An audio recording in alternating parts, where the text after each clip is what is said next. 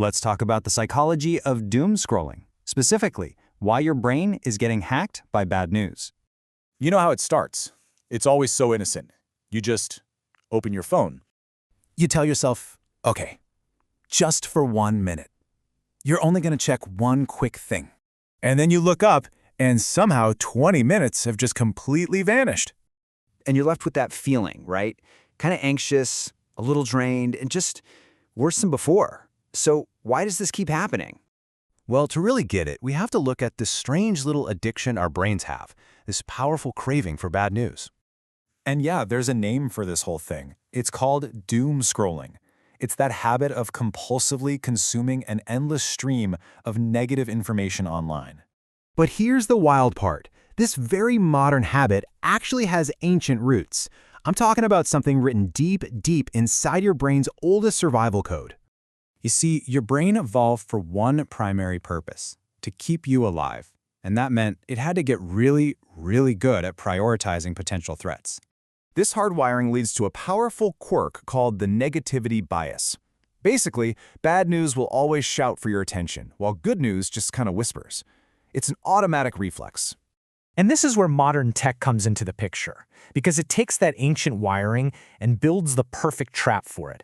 So imagine you see two headlines. One is positive and uplifting. The other is negative and shocking.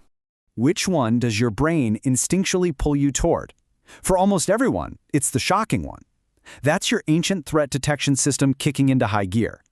And this creates a really powerful feedback loop. That bad news triggers alertness. That sparks your curiosity. And every single scroll to get more info delivers a tiny little reward to your brain, which just makes you want to scroll more. And the algorithms that run our social feeds? Oh, they know this better than anyone. They have one simple goal: keep you watching. So slowly, silently, your feed is curated to become this nonstop river of chaos and conflict. Not because the world is only that, but because that's what keeps your attention locked in. But all this constant exposure has a hidden cost.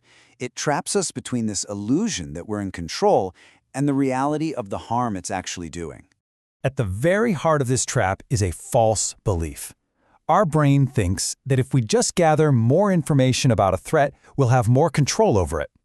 But the research shows the exact opposite is true. Constant doom scrolling actually increases anxiety, stress, mental fatigue, and a feeling of complete and utter helplessness. And that's the great irony here, isn't it? The very habit that feels like you're being a responsible, informed citizen is often the one that's doing the most damage. But here's the good news. You can break this loop. Let's walk through a few simple but really effective ways to reclaim your attention. First, set a news window. Limit yourself to just a couple of short, specific times a day. That's it.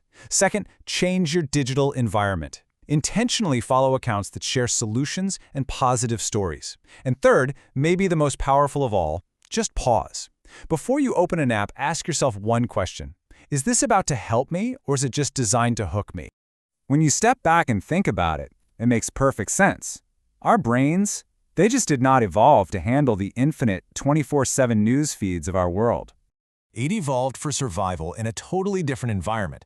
And today, that exact same survival system is being used to capture your most valuable resource, your attention.